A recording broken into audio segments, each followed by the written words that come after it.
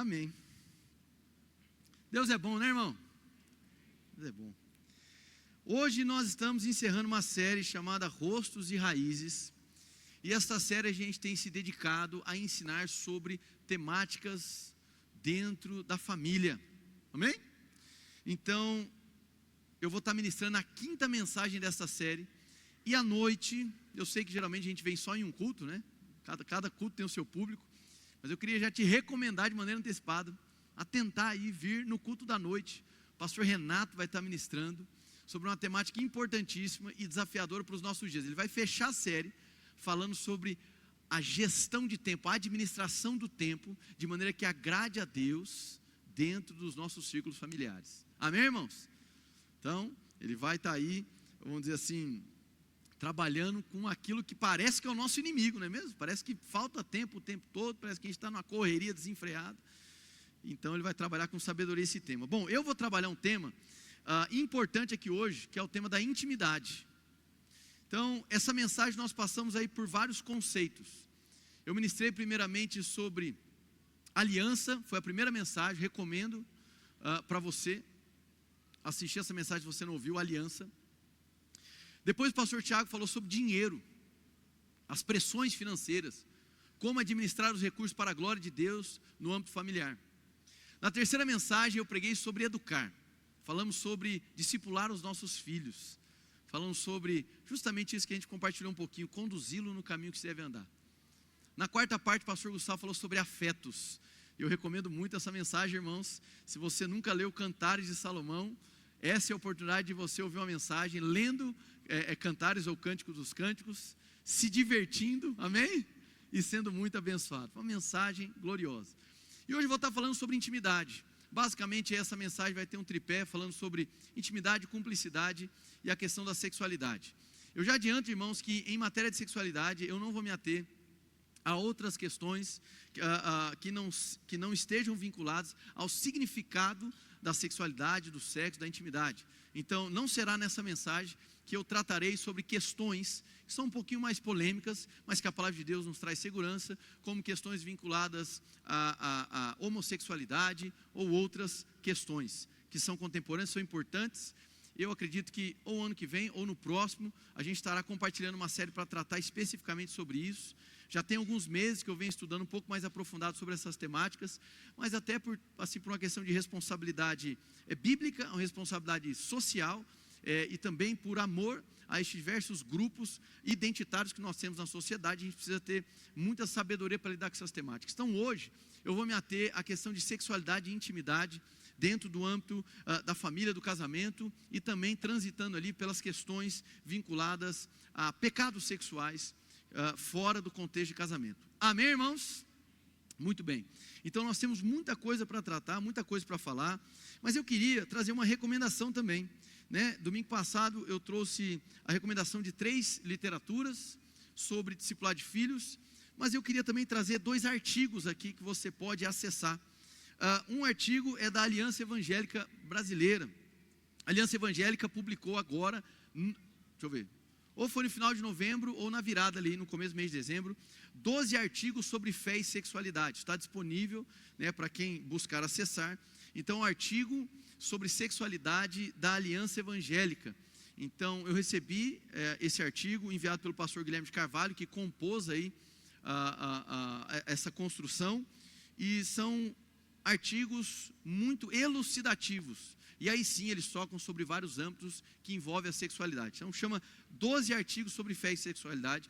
E um outro artigo, este mais curto, e aí esse é mais a nível de curiosidade bíblica, é do pastor e teólogo Victor Fontana, alguém que nós admiramos muito.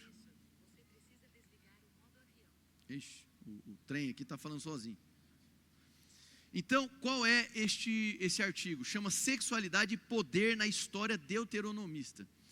Ou seja, ele vai colocar uma ênfase ali sobre a sexualidade sendo desenvolvida pelos livros, pelos primeiros livros das Escrituras e as histórias vinculadas a Deuteronômios. Então, ele vai percorrer ali muitos livros bíblicos, vai trazer uma ótica mais teológica, profética, que eu acho que é muito, muito importante. Isso porque a questão da sexualidade, ela é amplamente utilizada nas Escrituras para Deus tipificar ou prefigurar a relação dele com o seu povo.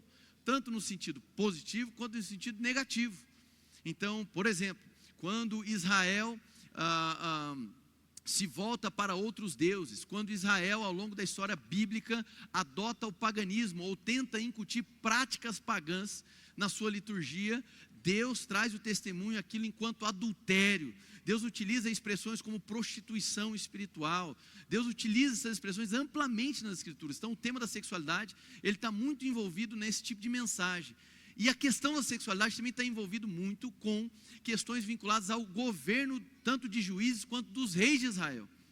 Então é possível perceber que ao longo da temática bíblica, essa questão da sexualidade, ela está entremeada com mensagens sobre poder. E muitos reinos ou momentos dos reinados de Israel que vieram a colapsar, foram antecedidos por questões de distorções na sexualidade, ou pecados sexuais. Então é uma temática importante. Quando nós passamos ali para as leis e ordenanças mosaicas, além dos 10 mandamentos ali, no total 613 leis, nós vamos perceber que em termos de pecado, talvez seja o maior volume de ações proibitivas na lei mosaica, questões vinculadas à prática sexual. O que eu quero dizer com isso? A gente vai ficar lendo aqui essas proibições, não é o alvo de hoje, mas eu estou antecipando para vocês que aparentemente a Bíblia não é um livro que você visitaria para aprender sobre questões vinculadas à intimidade, sexualidade e cumplicidade. Mas isso é um equívoco. A Bíblia está repleta, tomada de mensagens de caráter sexual, de caráter íntimo e que se voltam para a cumplicidade. Amém, irmãos? Isso não faz da Bíblia, obviamente, irmãos, um livro que aponta para questões eróticas, superficiais. Não é isso. Então é importante que a gente entenda o que é que está por detrás dessa mensagem carregada de questões vinculadas à intimidade, cumplicidade e sexualidade. O que Deus está querendo comunicar? É claro que isso vai ter um desdobramento nas nossas vidas. É claro que isso vai ter um desdobramento no que diz respeito às nossas famílias, ao nosso casamento. Ou a você que porventura está solteiro e está lidando com essas questões. Há um equívoco muito grande, né? Por muito tempo nós vamos passar aqui por isso. A igreja de Corinto passava por um tipo de reflexão espiritual a partir de outras filosofias, nas quais maridos estavam buscando se abster de relações sexuais com as suas mulheres, pensando que o sexo seria algo impuro. Então, mesmo que eu estivesse no casamento, a ideia era a abstenção, para que eu me mantivesse limpo, para que eu fosse mais santo. E Paulo, ele vai contra isso, com muita força e com muita veemência. Então, era um pensamento filosófico da época de Corinto. Paulo combate esse tipo de pensamento, e demonstrando que sim, é possível que o sexo seja para a glória de Deus. E aí ele vai trazer os termos de uma sexualidade que louva ao Senhor, que glorifica ao Senhor. Então, muitas das vezes tentam se tratar o desejo sexual, ou demonizando o desejo sexual, o desejo pelo outro, certo? Tentando suprimi-lo, ou então demonizá-lo, ou então tratando como algo impuro. Só que o sexo foi criado por Deus. E tendo sido criado por Deus, aquilo que Deus cria é bom. E tal qual tantas outras coisas que nós observamos nas nossas vidas, que foram criadas por Deus, mas que por conta da entrada do pecado ficaram distorcidas, ofendidas, desfiguradas. O sexo também é uma delas. Amém, irmãos? Maravilha. Então eu gostaria que você abrisse a sua Bíblia em 1 Coríntios capítulo 6. Nós vamos ler do verso 18. 1 Coríntios capítulo 6, nós vamos ler aí do 18 ao 20. Só que a gente já vai entrar no capítulo 7 e nós vamos até o versículo 7. Tudo bem? Maravilha.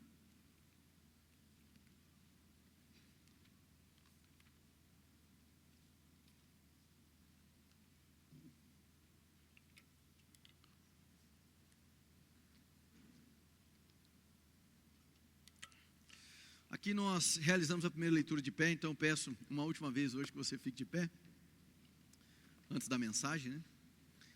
É um sinal simples, mas importante para nós de reverência. Então nós vamos ler aqui 1 Coríntios capítulo 6, do verso 18. Vamos lá. Fujam da imoralidade sexual.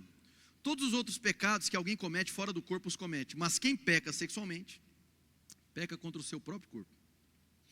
Acaso não sabem que o corpo de vocês é santuário do Espírito Santo que habita em vocês, que lhes foi dado por Deus e que vocês não são de vocês mesmos? Vocês foram comprados por alto preço, portanto, glorifiquem a Deus com o seu próprio corpo.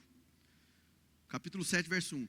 Quanto aos assuntos sobre os quais vocês escreveram, é bom que o homem não toque em mulher, mas por causa da imoralidade, cada um deve ter sua esposa e cada mulher o seu próprio marido.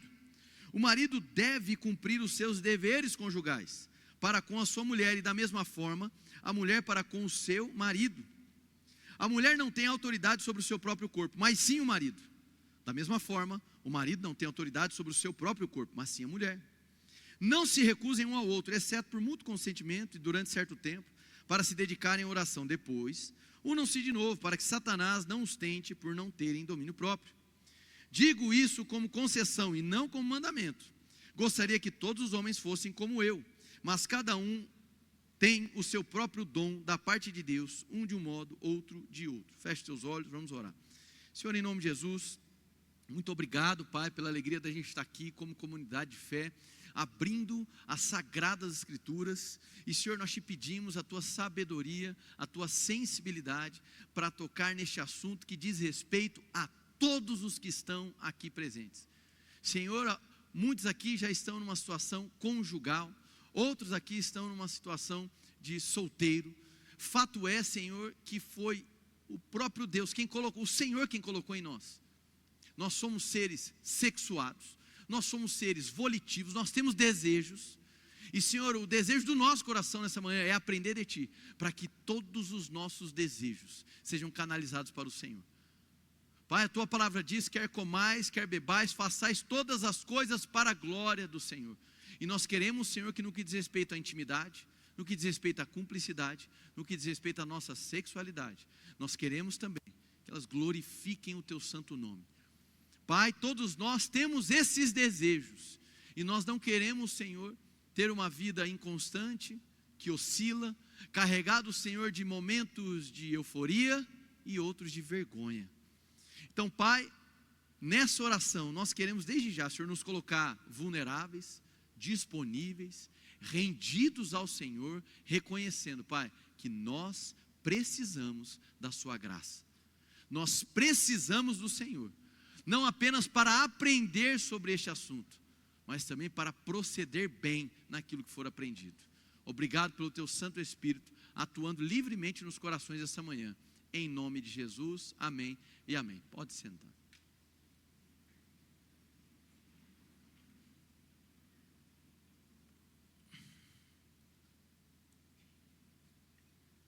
Amém.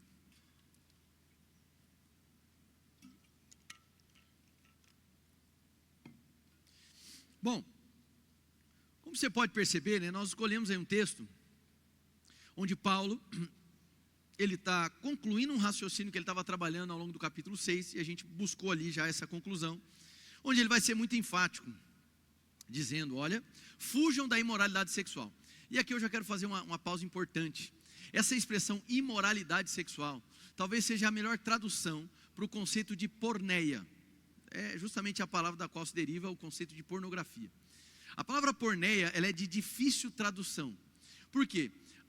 Em muitas Bíblias um pouco mais antigas, nós vamos encontrar diversos textos do qual porneia se remete à fornicação. E convenhamos, utilizar a expressão fornicação nos dias atuais parece até antiquado, né? Poucas pessoas utilizam esse tipo de expressão. Porneia também é utilizado em alguns textos para falar sobre adultério, embora não seja a principal palavra que é utilizada na escrita grega para se remeter a adultério. Então, o adultério está inserido na porneia, mas o adultério não significa o conceito último de porneia. Deu para entender? Porneia é um conceito mais amplo, e ele vai envolver todas as modalidades de imoralidades sexuais, as conhecidas já naquele tempo e se estendendo para aquilo que a gente compreende na atualidade. Então, por exemplo, a época do primeiro século, quando o texto foi escrito, nós não tínhamos aí pornografia em conteúdo digital. Concorda comigo? E hoje o consumo digital de pornografia tipifica-se como uma imoralidade sexual que gera uma série de disfuncionalidades na tua própria vida, na tua saúde, e se você está dentro de um relacionamento, no teu relacionamento. Então, é um conceito amplo que diz respeito à imoralidade sexual, e Paulo ele traz uma expressão muito forte: fujam da imoralidade sexual. Todos os outros pecados que alguém comete fora do corpo, os comete. Mas quem peca sexualmente, peca contra o seu próprio corpo. Paulo está trabalhando uma ideia de unidade do corpo de Cristo. A igreja de Corinto é uma igreja que estava sofrendo com partidarismos. Era uma igreja que estava sofrendo diversas desavenças. Pessoas tentando ter um tipo de favoritismo por pastor, pregador, por missionário que passasse por lá. Então Paulo, o tema de fundo, o plano de fundo da mensagem de Corinto é justamente a unidade do corpo de Cristo. Entre gentios e entre judeus que haviam sido cristianizados. Paulo está exaltando a unidade do corpo. E quando ele fala do pecado sexual, que envolve o outro, ele vai trazer aqui essa dinâmica, que esse tipo de prática é uma ofensa direta contra o próprio corpo. Paulo ainda continua dizendo, e aqui é muito importante para nós: acaso não sabem que o corpo de vocês é santuário do Espírito Santo, que habita em vocês, que lhes foi dado por Deus e que vocês não são de vocês mesmos? Quando nós falamos sobre intimidade, quando nós falamos sobre cumplicidade e sexualidade, nós precisamos passar por aquilo que nós chamamos de teologia do corpo.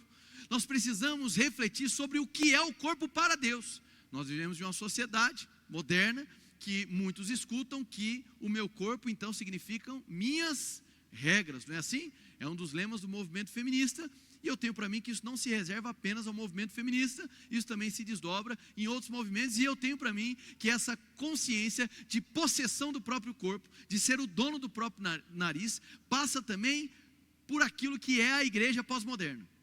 Um conceito autocentrado, um conceito onde o eu, o quem eu sou, o meu ego, é quem domina sobre todas as coisas. E isso, quando se depara com a verdade bíblica, é um grande problema. Primeiro problema. Talvez você já ouviu, até mesmo daqui desse púlpito, uma tentativa de se separar a composição do ser humano. Então nós temos aí uma ala que vai dizer assim: olha, o ser humano é um espírito que tem uma alma e um corpo, amém? Tem outras pessoas que vão dizer assim: não, espírito e alma é a mesma coisa. Basicamente nós temos uma divisão que é material, física, e uma dimensão que é espiritual, invisível. Se é separado espírito e alma, talvez os textos não nos tragam tanta segurança assim, mas o que o texto nos traz é que nós temos uma parte que é física e uma parte que é espiritual, uma parte que não se vê. Ficou claro isso aqui ou não? Material e imaterial.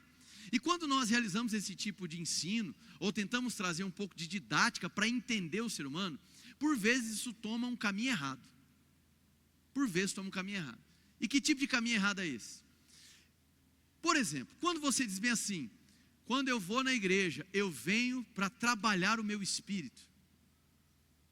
Isso é uma verdade incompleta.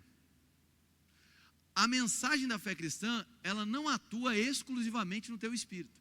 Ela pode iniciar o trabalho de transformação no espírito. Mas a mensagem do evangelho, ela te alcança por inteiro.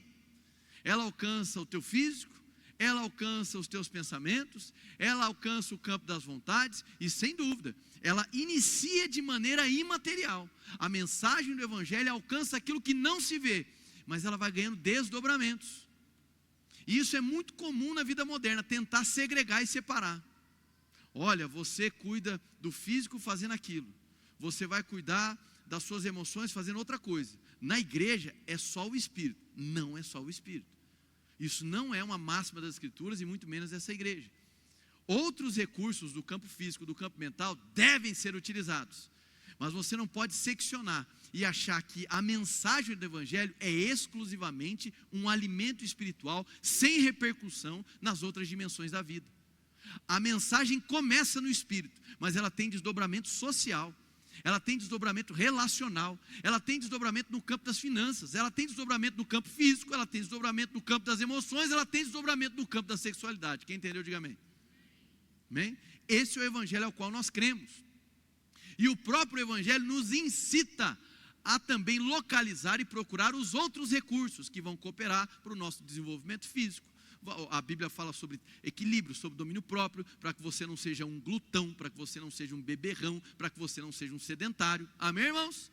A própria Bíblia fala sobre o dinamismo das relações, a busca de bons conselhos, a busca de recursos que vão cooperar para que a sua alma, e ali vão trazer a sua mente, o campo ali volitivo, emotivo, também se desenvolva. Amém? A Bíblia vai falar sobre bons relacionamentos. A Bíblia vai falar sobre a descoberta vocacional, profissional que compõe a dinâmica de felicidade. Agora, as coisas começam no Espírito, mas não param por aí. Amém, irmãos? Então, isso é importante destacar. A própria palavra de Deus não diz que você é exclusivamente algo. Existem textos, embora sejam poucos, que a Bíblia vai olhar para o corpo do ser humano e vai associar o corpo à identidade do ser humano. Então, pela palavra de Deus, você não é só espírito. Você é espírito, mas também é corpo. Quem entendeu, diga amém. O corpo não está separado da dinâmica de santidade do espírito. E você, vou um pouco mais além. Essa separação, como o que é do espírito é bom e o que é do corpo não presta, isso é anticristão. Isso é excessivamente contrário às Escrituras. Isso se associa muito com o pensamento grego de Platão, de tratar tudo que é matéria como algo corrupto que não serve para nada. Então há uma confusão de conceitos entre corpo e carne no sentido de desejo da carne pecaminoso. Então, se a gente não passar e fundamentar isso, a gente não entende mais nada do que Deus trata sobre as dinâmicas de intimidade e sexualidade. Então, nós somos espírito, mas nós também somos corpo. Amém, irmãos? Muito bem. Então, isso está vinculado à sua identidade. Guarda isso. Segundo, você não é senhor de si mesmo. Amém? Você não é o seu próprio dono. Há um autor que diz da seguinte maneira: nós nunca deveríamos tratar como possessão ou ser possessivo com aquilo que Deus nos deu enquanto dádiva. E na cultura que vivemos, o corpo tem se tornado um ídolo também, ou uma ideia de corpo perfeito. Então diga assim: o corpo é do Senhor. Ora, se o espírito procede do Senhor e é do Senhor, o corpo também. Então quem é o ser humano? O ser humano é essa composição indissociável, irmãos. Uma composição que revela quem você é. Você veio do Senhor, o seu corpo é do Senhor. Então vamos utilizar a lógica desses movimentos atuais. Se o dono do corpo é o Senhor, é Ele quem faz as regras. Amém? Então antes de eu visitar o que eu quero, o que eu penso que é certo e errado, o que eu gosto ou deixo de gostar, eu devo consultar a fonte, o dono, o Senhor, do que Ele diz a meu respeito, sobre quem eu sou, sobre quais os meus limites, sobre de que maneira eu devo caminhar por essa vida. É o dono quem faz as regras, e você não é o dono de si mesmo. Só que Deus vai além. Então, o seu corpo está ligado à sua identidade. Deus é o seu dono, logo Ele é o dono do seu corpo. Só que Deus faz do seu corpo, ou seja, da sua própria vida, um instrumento. Então percebe que quando falamos sobre o corpo, da mesma maneira como falamos do espírito, estamos falando sobre identidade e estamos falando sobre finalidade, telos, propósito. O seu corpo, segundo as Escrituras, não é apenas matéria, mas no seu corpo existe uma realidade espiritual. Você é templo do Espírito Santo. Amém? Então você não é a limitação que você tem. Limitação que eu digo não no sentido de doença, digo de limitado mesmo. Nós não conseguimos fazer tudo o que queremos, amém, irmãos? Amém?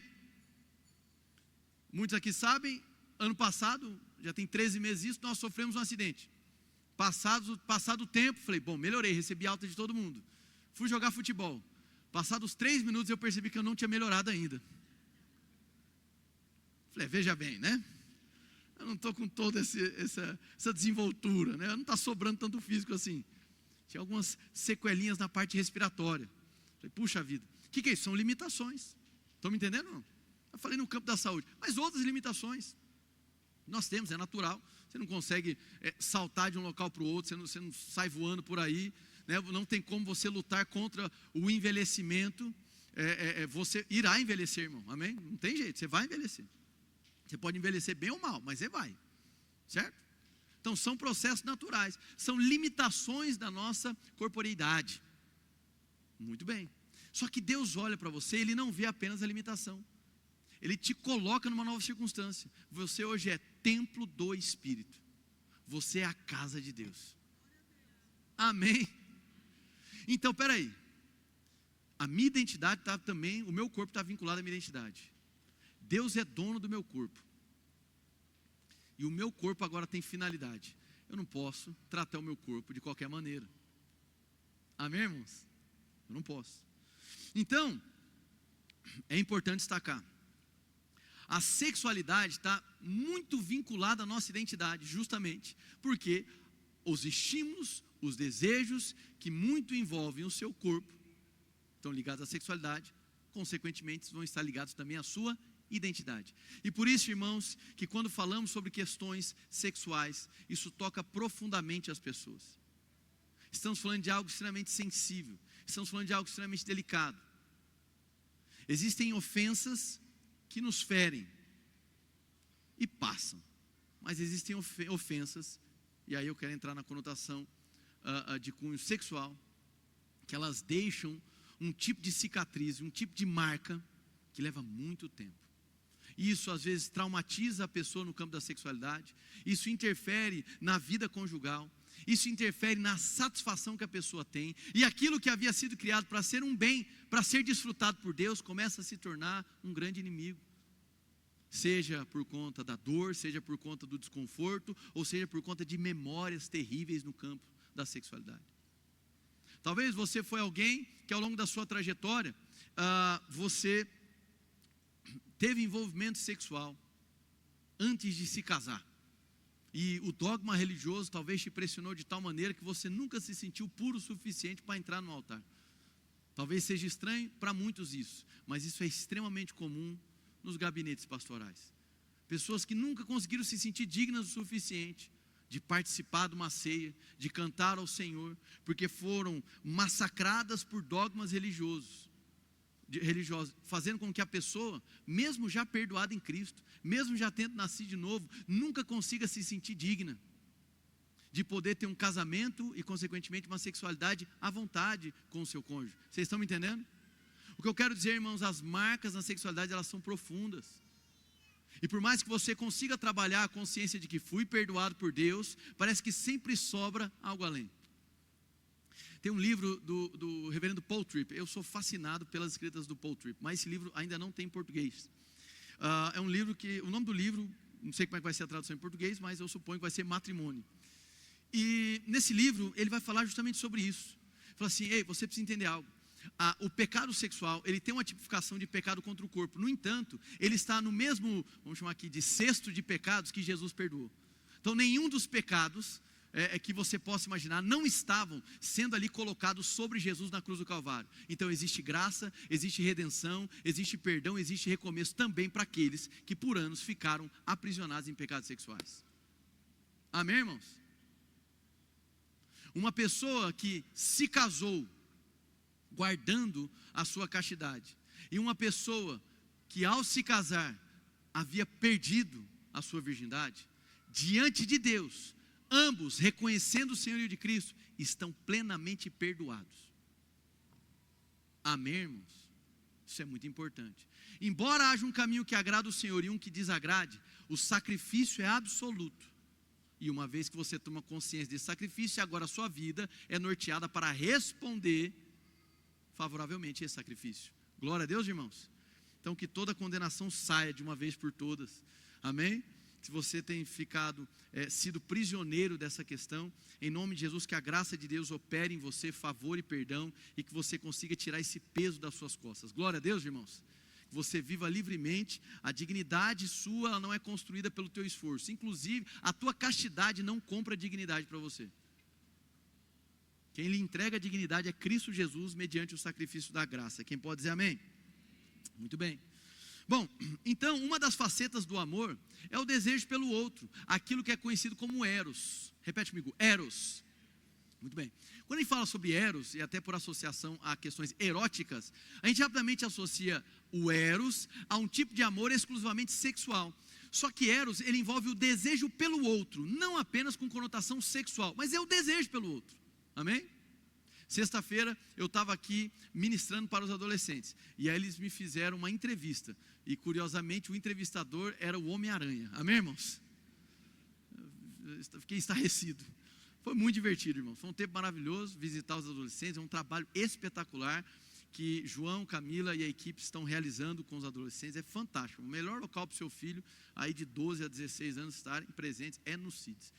E ali conversando, me fizeram algumas perguntas. E uma das perguntas foi sobre namorar. Né? O caba lá de 14 anos. Perguntando, o que você acha de namorar? Eu falei assim, bom, a resposta óbvia é dizer assim, meu irmão, não faz menor sentido você namorar agora. Né? Não tem sentido nenhum. Mas aí eu falei, não, vamos desenvolver um pouquinho essa resposta. Né? E fui conversando com eles. E a primeira coisa que eu deixei muito claro, eu falei assim, é normal, não é pecado você gostar de outra pessoa. Amém? Agora, vamos para a fase adulta. É normal você desejar outra pessoa. Deus colocou isso em você. Desejar outra pessoa. Ainda não entrei no casamento, amém, irmãos? O desejo sexual foi criado por Deus. Pessoas que sofrem na área da sexualidade, o problema não é desejar excessivamente o sexo. O problema não é desejar excessivamente a intimidade. A questão é que esse desejo está desordenado. O eros, ele não tem que deixar de existir na sua vida. Foi Deus quem criou, irmãos. Foi Deus quem colocou isso em você. Você suprimir ao ponto dele inexistir, irmão, é você ir contra a própria criação de Deus. Eu sei que há pessoas em privação absoluta, ou há pessoas que estão completamente descomedidas, mas o ponto central não é o quantitativo de eros. O eros deve existir nas nossas vidas, porque Deus criou para que ele existisse e operasse nas nossas vidas. Dentro do casamento, o esperado é que o eros permaneça, e o desejo mútuo pelo outro floresça e cresça. A questão dos desequilíbrios no campo erótico, e aqui por favor, não assuma erótico como pecado deliberado, tudo bem? Mas como o desejo da intimidade e da sexualidade, não está vinculado a ter muito ou pouco, mas especialmente a ordem desses desejos, a como ele está ordenado. Há um filósofo coreano, que eu sempre cito ele, o Byung-Chul Chan, e ele pontua sobre a agonia do eros. Esse é o tema de uma das obras dele que eu mais gosto. E ele vai dizer assim, o eros só existe onde há o outro, aquilo que resiste, frustra e não se reduz ao eu. Sem o outro, o desejo não nasce. O resultado é uma cultura narcísica, onde o sujeito só se encontra consigo mesmo. Ainda, o eros exige duração, paciência, permanência. Quando tudo é controlável e mensurável, o amor perde sua dimensão transcendental. O eros então envolve perda de controle, vulnerabilidade, possibilidade de sofrimento. Quando nós nos permitimos desejar o outro, e quando isso dentro das margens bíblicas é permitido, e quando você consuma isso e desfruta disso, há um prazer, há uma satisfação. E esse momento da exposição sexual é o de maior vulnerabilidade do ser humano perante ao outro. Amém, irmãos? E muitos são os exemplos bíblicos acerca da vinculação daqueles que foram perdoados com o estar agora descobertos diante do Senhor. Nudez é colocada, a nudez que transmite vergonha nas escrituras é colocado como uma das marcas do pecado. E uma das tipificações em linguagem espiritual para falar sobre o que é estar exposto diante do Senhor, é você estar nu diante dele, ou seja, sem máscaras, sem nenhuma capa, sem nada te protegendo. E então, quando falamos sobre sexualidade, quando falamos sobre intimidade, estamos falando sobre estar descobertos. Timothy Keller vai trabalhar o seguinte conceito: na modernidade as pessoas falam que sendo consensual está tudo bem. Aí ele diz, então, para nós a fé cristã não basta ser consensual, mas a atividade deve ser super consensual. Por que super consensual? Porque basicamente nesse conceito de meu corpo, minhas regras, se eu concedo que a pessoa ali tem uma participação sexual na minha vida, falando um conceito fora de casamento, então é apenas uma concessão para o meu corpo, é apenas uma concessão, que eles vão chamar de economia libidinosa, é apenas uma concessão para que a pessoa desfrute do prazer e ponto final, e ali se encerrou. Eu não estou me envolvendo com a pessoa, mas isso é um ledo engano. Curiosamente, irmãos, isso são pesquisas dos últimos 6 anos, isso aqui é engraçado, tá? As gerações que estão vindo estão praticando menos sexo. Então, olha só que maluquice. Eu ouvi o pastor Igor Miguel dizendo isso.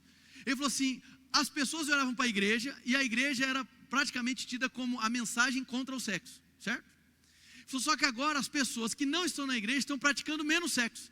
Então agora o jogo virou, e o mundo vai vir para a igreja para ouvir dos púlpitos: pratiquem sexo. Dentro dos limites do casamento, amém? Por quê? Porque o eros agoniza. A sociedade agora, buscando a sexualidade livre, sem qualquer compromisso, se enveredou nessa ideia. Eu estou apenas concedendo meu corpo para obter um desejo e o prazer temporário. Não tem compromisso nenhum. Ok, isso foi se passando. E qual foi o produto da revolução sexual? Pessoas cada vez mais isoladas, pessoas cada vez mais feridas, porque, irmãos, não se faz concessões fragmentadas acerca de quem você é. Quando você concede o seu corpo, por mais que você tenha uma personalidade gloriosa, maravilhosa, super forte, você está concedendo acesso a todo você. Você está se entregando por inteiro.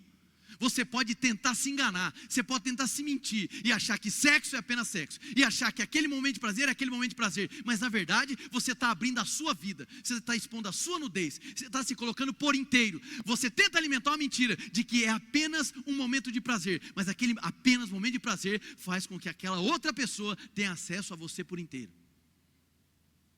E isso já era alertado pelas Escrituras. Por isso, irmãos, o ambiente propício, o cenário propício para que o desenvolvimento da intimidade aconteça é justamente dentro dos parâmetros do casamento. Por que isso? Pessoas me perguntam, mas existe algum texto dizendo que é proibido relação sexual fora do casamento? Irmãos, vamos lá. Você tem duas possibilidades de enxergar isso. Primeiro, é indo por uma questão de conceito, texto. Se você pegar o emprego da palavra porneia no seu sentido de fornicação, eu quero que você entenda isso. Talvez você esteja aqui, esteja me ouvindo e pense assim, eu não concordo com isso, eu sempre pratiquei sexo. Não tem problema nenhum, vou continuar pregando a mesma mensagem. Amém, irmãos? Tá tudo bem. Entende? Tá ok. E a ideia não é te condenar, a ideia é mostrar para você que você não precisa disso. A ideia é mostrar para você que existe uma glória maior. A ideia é mostrar para você que o sexo, ele pode ser feito para a glória de Deus. E quando ele é feito dessa maneira, nós glorificamos ao Senhor e desfrutamos de um prazer, obrigado, sem culpa, sem condenação. E sem o receio de dar acesso à nossa vida a pessoas que nós não queremos que ela participe para sempre. Porque esse tipo de exposição tem gerado mulheres e também homens completamente feridos, desnorteados, e com medo de se envolver, com medo de se relacionar, com medo da ideia de casamento. É engano, irmãos. Parece que não tem valor nenhum, é enganoso, é perigoso. Então a primeira questão é olhar para a própria palavra porneia. Existem textos que vão trazer para nós em perspectiva adultério e porneia, em imoralidade sexual. E dentro do contexto bíblico, a ideia é de fornicação, e seriam práticas sexuais ou modalidades sexuais fora do cenário de casamento. Então só por isso aí nós já poderíamos assimilar. É errado, irmãos, é pecado e ponto final. Agora, mesmo que não tivessem esses textos deixando muito claro sobre o que é fornicação, ainda assim, irmãos, ainda assim, a sexualidade significa uma permissão, um convite para que o outro participe diretamente da sua vida, acessando o que há de mais íntimo. É você se descortinando, é você se colocando na posição mais vulnerável, é você se colocando numa circunstância onde você basicamente está dizendo assim, eu estou entregue por inteiro. Você pode tentar se enganar na sua mente achando que é só uma noite e achar que é só um momento, mas de fato a mensagem do seu corpo e consequentemente de você como um todo, você está dizendo, eu estou dando acesso a tudo.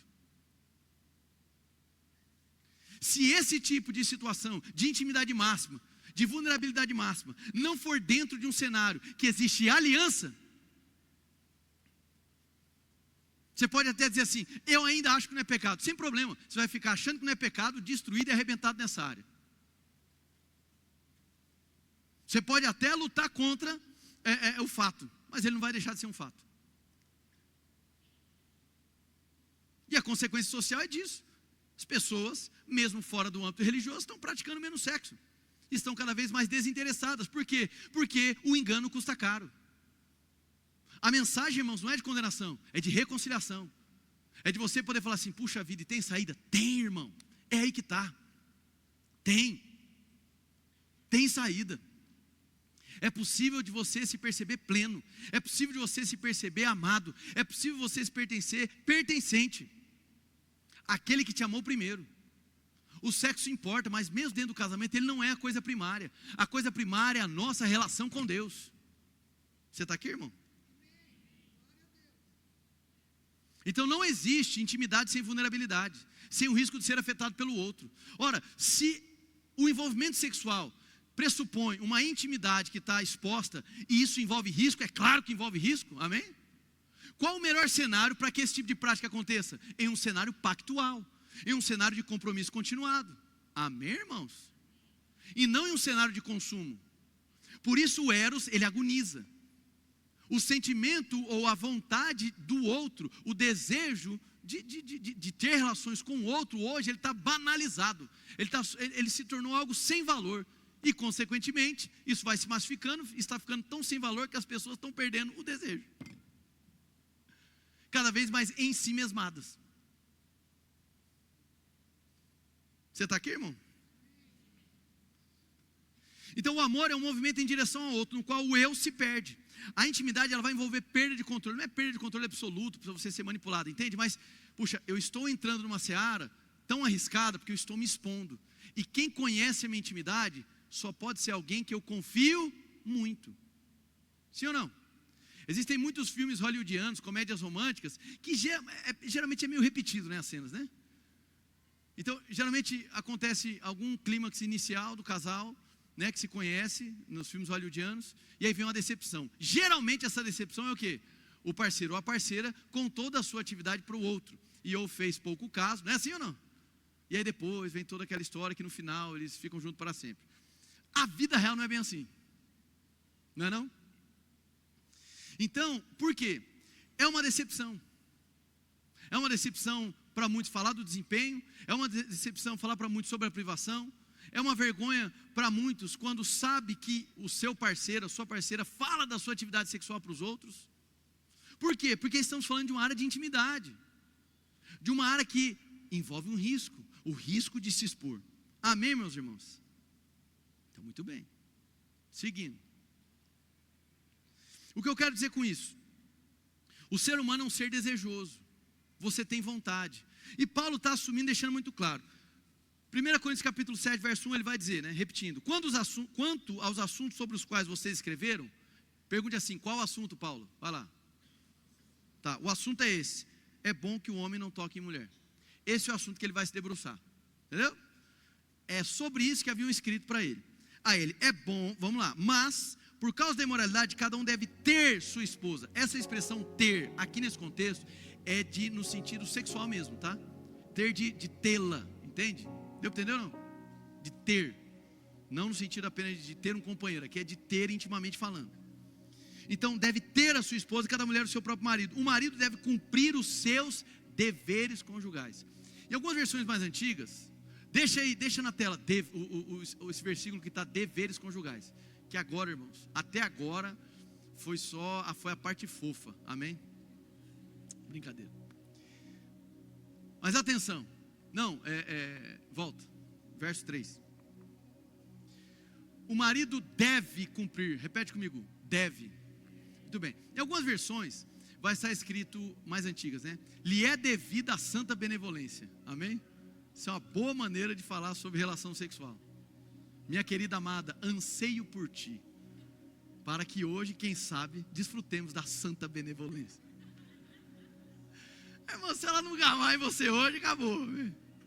Você que está casado, você que é solteiro agora, fique com os ouvidos bem abertos. Você aprender para, quem sabe, em nome de Jesus, você casar. Amém? Glória a Deus. Ué, pastor, quem sabe? Não é garantia? Não. Vai.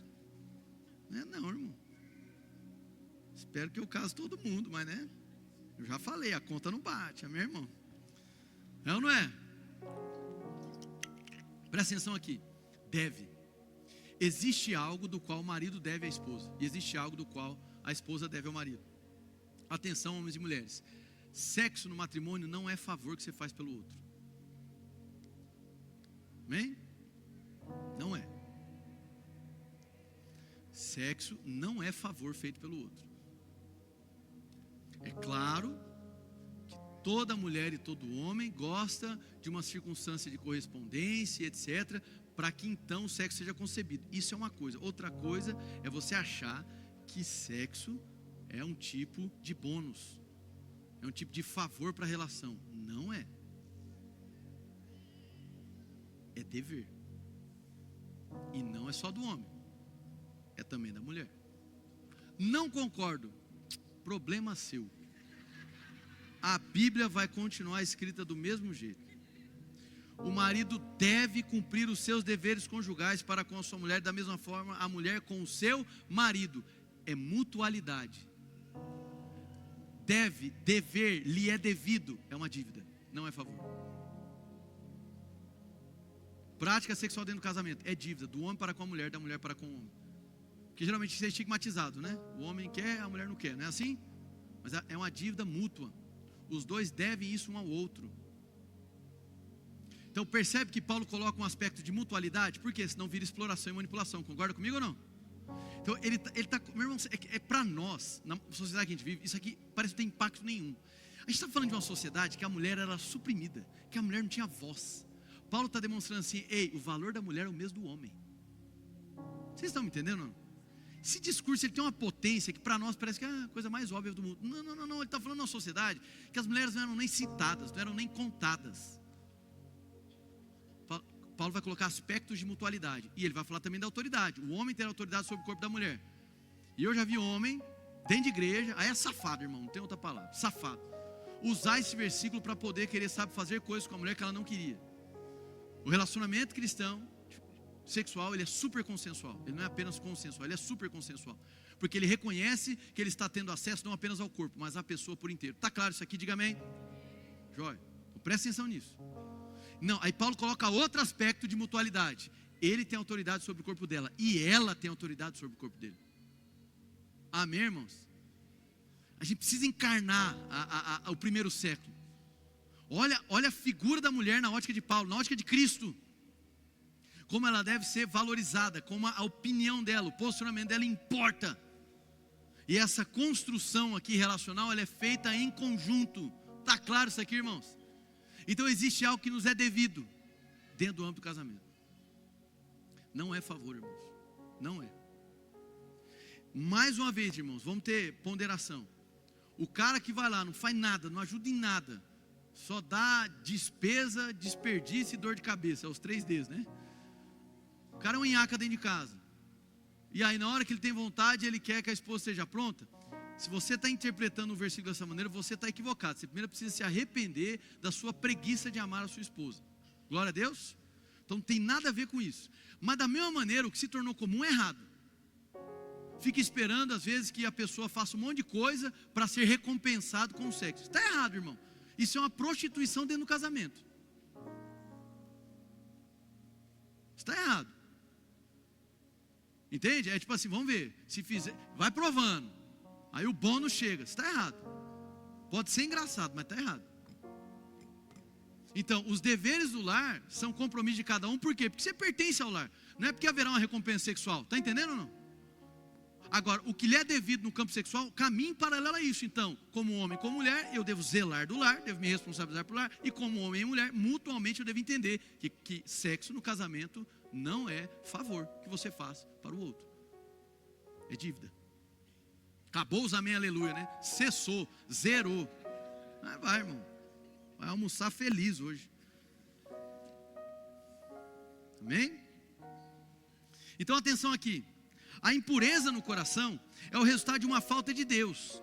Isso nos leva ao problema crucial. Muitos pensam que a impureza sexual resulta do excesso de desejo sexual. Certo?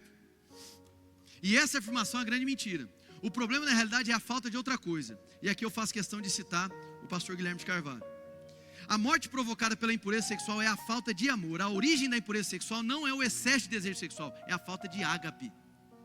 Sem ágape, a sexualidade fica desestruturada, os amores desordenados, a volição descomedida e atropelada. Nós nos transformamos em bichos. Amém? O amor genuíno, ele não faz mal ao próximo, irmãos. O amor genuíno, ele não explora o outro, ele não abusa do outro. O amor, ele não enxerga o outro como coisa. Por que a sociedade hoje está colapsando na questão da sexualidade e as pessoas estão praticando sexo cada vez menos? Segundo estatísticas, porque as pessoas cansam de serem coisificadas. Você pode ser tratado como coisa uma vez, 2 vezes, 3 vezes, chega uma hora que você cansa. Por quê? Porque você é um indivíduo, você tem identidade, você tem afeto, você tem volição. Você em algum momento da vida, você para e pensa, não é possível que eu seja um pedaço de carne de aproveitamento sexual. Não tem o menor cabimento. Isso fere sua dignidade, isso fere o seu valor. Mas, meu irmão, presta atenção aqui. Há um caminho de reconstrução para isso. Há um caminho de restauração para isso. Há um caminho de rendição para isso. Um caminho de redenção que é mediado pela graça de Jesus. Amém, gente? Um homem cheio de ágape, de um amor puro e genuíno, não irá tratar o corpo de uma mulher como uma coisa. Lembra que eu falei que o evangelho alcança primeiro o espírito? O evangelho alcançando o nosso espírito, ele vai afetando todo o nosso ser. E eu passo a enxergar o outro não como um pedaço de carne, irmãos. Eu passo a enxergar o outro como templo do espírito. Ah, meu irmão, eu queria tanto que vocês vibrassem com essa notícia. Esse aqui é o ponto central.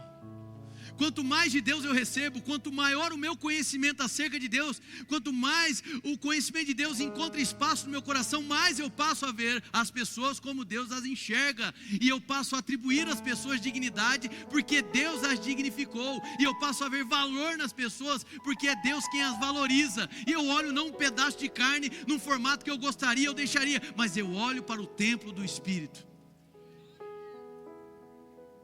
Percebe como uma teologia do corpo é fundamental para que você entenda essas questões de intimidade e sexualidade. Nós vivemos em uma sociedade que coisifica os outros. Tratei disso numa série, se não me engano, ano passado, sobre o impacto da pornografia. Um dos impactos da pornografia é justamente esse. Eu vou perdendo aquela sensibilidade de que é um alguém.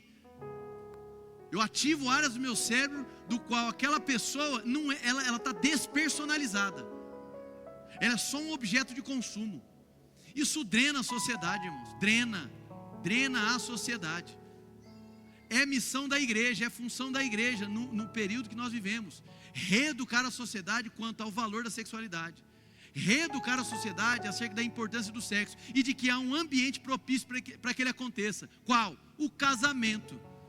Mas pastor, sabe uma coisa? Estou aqui, estou ouvindo a mensagem, mas eu pratico o sexo e não casei ainda, o que eu faço? Você vai convidar o varão, que deve ser, geralmente a queixa da mulher, chama ele e fala assim: filho, é o seguinte, eu te dei um acesso que eu não deveria ter dado, porque eu entendi no evangelho que primeiro eu sou do Senhor, existem condições para que a gente desenvolva esse prazer sexual.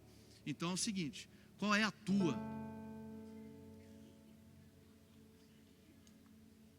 Quer casar? Não, então tchau. Vai com Deus. Deu para entender? Simples assim. Tem outro caminho, irmão. Vai ficar se expondo. A cada experiência é uma marca. A cada nível de exposição é uma entrega. Por mais que você queira se enganar dizendo que não, é uma entrega, irmão. E entregar você por inteiro nas mãos de alguém que você não confia, que vai caminhar contigo, porque não existe um pacto celebrado, é sério demais. Então o ágape não é a destruição do desejo. Quem criou o desejo foi Deus, mas a organização dos desejos, para que ele seja contido e seja usado quando e do modo que for abençoador, um veículo da graça que, segundo a Bíblia, é dentro dos parâmetros do casamento. Quem entendeu, diga amém. Amém. Deixa eu encerrar aqui, né? Eu não quero me ater a isso, mas só para a gente passar. Existem alguns sofismas. Um deles, mesmo dentro do casamento, a prática sexual é exclusivamente para gerar filhos. Isso não é uma verdade bíblica. Você não consegue sustentar isso, irmãos. Inclusive na própria criação do homem, você vai ver dois aspectos. Gênesis capítulo 1, parentalidade. O sexo visando filhos para encher a terra. No capítulo 2, não. O apontamento da junção carnal, sexual, é o fato de que o homem estava só. Certo? Então, num aspecto você vê parentalidade, no outro você vê conjugalidade. Os dois coexistem. Amém? Maridos e mulheres. Amém? Então, isso é um sofisma. Algumas linhas do cristianismo ao longo da história adotaram isso e gerou muito problema. Muito problema. O sexo para o casamento não é exclusivamente para filhos. Ele é também para o prazer. Foi Deus quem criou. Graças a Deus. Para a gente encerrar aqui, irmãos, em nome de Jesus. Tem um artigo escrito pelo John Piper, que ele vai falar sobre o sexo e a supremacia de Cristo. E ele se atém a duas afirmações que eu quero trazer para vocês. Primeiro, a sexualidade é designada por Deus como uma maneira de se conhecer a Deus mais completamente. Isso aqui é interessante. O propósito divino em criar seres humanos com individualidade e paixão foi assegurar que houvesse linguagem e imagens sexuais que apontassem para as promessas e prazeres do relacionamento de Deus com o seu povo e de nosso relacionamento com Ele. Eu adiantei isso no começo. Então, todos os usos impróprios da nossa sexualidade, adultério, fornicação, situações ilícitas, pornografia, estupro, abuso sexual, bestialidade, exibicionismo e assim por diante, distorce o verdadeiro conhecimento de Deus. Deus tenciona que a vida sexual humana seja um indicador e um antegozo de nossa relação com Ele. Eu sei, a gente vive uma sociedade estranha, irmãos. Eu sei. Vira e mexe aparece aí jogador de futebol fazendo trisal igual 100% de Jesus. Eu sei, a gente vive uma sociedade estranha. Gente que se diz cristã participando de casa de swing. É a sociedade que a gente vive. Então a gente tem que voltar para as escrituras, irmãos. O nosso eixo é as escrituras. Se você for adotar a normalidade com o que está sendo empregado lá fora, deixa eu dizer uma coisa, irmãos. Quem vai ser prejudicado é exclusivamente você. Deus não deixa de ser Deus com você em pecado. Mas você vivendo nas amarras do pecado, você desintegra. Você vai se permitindo deixar de ser pessoa. Amém, irmãos? Isso aqui é muito sério. Muito sério. Essas distorções no campo da sexualidade apontam justamente para uma falta de conhecimento genuíno do Senhor. Segundo ponto, conhecer a Deus é designado por Deus como uma maneira de se guardar e guiar nossa sexualidade. O verdadeiro conhecimento de Deus em Cristo serve para prevenir o uso impróprio da nossa sexualidade. Assim, por um lado, a sexualidade é designada por Deus como uma maneira de conhecer a Cristo mais completamente. E por outro, conhecer a Cristo mais completamente é designado como uma maneira de se guardar e guiar a nossa sexualidade. Não precisa abrir lá, mas Romanos capítulo 1 trata excepcionalmente sobre isso. Vai demonstrando que a falta do conhecimento foi fazendo com que os homens agora quisessem satisfazer apenas os próprios desejos. Eles foram se enveredando e aí entraram na imoralidade, entraram na porneia. E a porneia é ofensiva ao Senhor. Pastor, então porneia só é possível fora dos limites do casamento? Não, é possível que haja porneia dentro do casamento. Se o marido não respeita a consensualidade, se o marido se sobrepõe à disposição sexual da mulher, ignorando do que ela gosta e que ela não gosta, é uma forma de você ser imoral dentro do casamento. Então um tem autoridade sobre o corpo do outro. O que é isso, irmãos? Nós somos uma unidade. No casamento você vira um só. Mas como que eu equalizo isso? Falando, comunicando, meu Deus do céu. Tem que falar. Tem que comunicar. O marido com a mulher. Amém, gente? E mulheres, eu vou falar maridos também. Eu já bati bastante dos maridos, né? Falando das mulheres, não compartilhe da sua vida sexual com um amigo, irmão. Uma amiga. Tome cuidado com isso. Amém? Pô, isso não é certo, isso não é sábio. Uma coisa é você compartilhar com um profissional e etc, né? Vai ficar compartilhando com amigo, sabe? O que faz, o que deixa de fazer. Pô, isso não é legal não. E na verdade tem até um viés de maldade, de crueldade nisso aí. Isso não é bom não. Isso não é sábio. Isso não glorifica o Senhor. Amém, gente? Então, é importante destacar. E aqui eu fecho de vez, né? Se deixar eu fico até amanhã. Eu fiz um resumo final. Eu vou ler para vocês, tudo bem? São só pontos. São as verdades que nós percorremos. Vamos lá. Primeiro, somos um ser integrado. Segundo, da mesma maneira que somos espírito, alma, somos também corpo. O corpo não é meu, mas do Senhor. Isso faz com que a sexualidade esteja atrelada à assimilação da identidade. Outro, Deus nos fez seres relacionais. Todos, sem exceção, buscamos intimidade e cumplicidade. Uma das facetas do amor é o desejo do outro, o eros. A Bíblia utiliza amplamente linguagem sexual para falar sobre a maneira de Deus se relacionar com o seu povo. Nudez indica vulnerabilidade. O sexo foi criado por Deus e é algo bom. Diga amém. Muito bom. O ato sexual não é uma entrega fragmentada, mas é a expressão corporificada máxima de entrega total ao outro. O desejo sexual excessivo não é o problema, e sim a falta de ágape.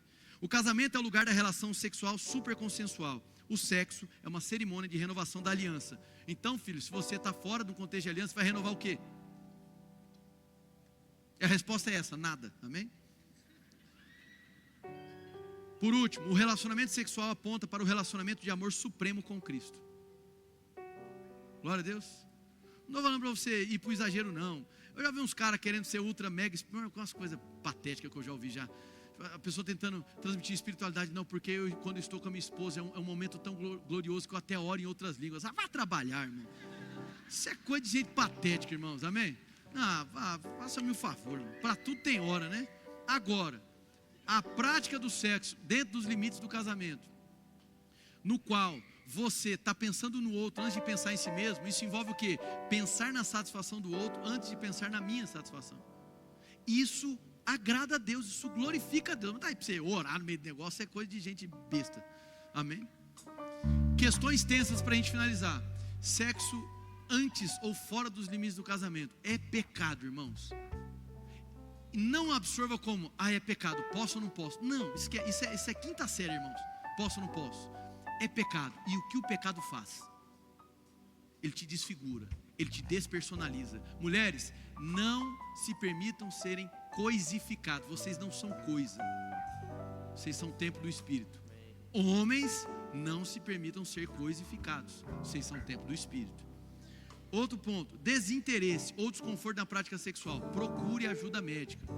Eu sou médico e eu posso dizer para vocês que a esmagadora maioria das circunstâncias de questões sexuais, seja dor, desconforto, falta de libido, desinteresse, são questões resolvidas ou no consultório médico e muitas delas junto com o trabalho com psicólogos. Amém? Então, homens, quebram o anonimato. Eu falo isso do fundo do coração. Já tiveram homens na nossa igreja, ao longo dos anos, que me procuraram, por eu ser médico. Pastor, eu queria falar algo, eu tenho uma disfunção assim, assim, assado. Meu irmão, mas quanto tempo você viu assim? 12 anos. Meu irmão, tem tratamento para isso. E aí de 12 anos sofrendo, em 12 dias a glória veio. Amém, irmãos? Quem entendeu? Então existem ferramentas. E tem pessoas que ficam constrangidas de compartilhar isso. Eu entendo o constrangimento, tudo bem? Vai sair por aí falando, mas procure ajuda. Existe ajuda médica, existe ajuda de excelentes psicólogos, porque a questão da tensão sexual é importantíssima, irmãos. É importantíssimo.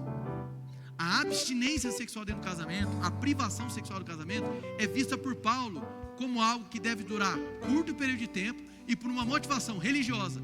E Paulo vai dizer, para que Satanás não os tente. Olha aqui, irmãos, existe um tipo de tentação que desfigura o casamento, que nem orando e jejuando resolve. Resolve praticando sexo no casal. Estão entendendo ou não? Então é importante, isso tem que ser valorizado. Por último, não caia no conto da sociedade erotizada. O verdadeiro eros, ele provém de Deus. O verdadeiro eros, que é esse desejo genuíno de ansiar pelo outro e dentro dos limites do casamento sendo consumado, é algo totalmente divino. Em nome de Jesus, meus irmãos, eu encerro aqui dizendo para vocês que quando falamos sobre intimidade, quando falamos sobre sexualidade, estamos falando sobre exposição. E por favor, não se esqueça disso.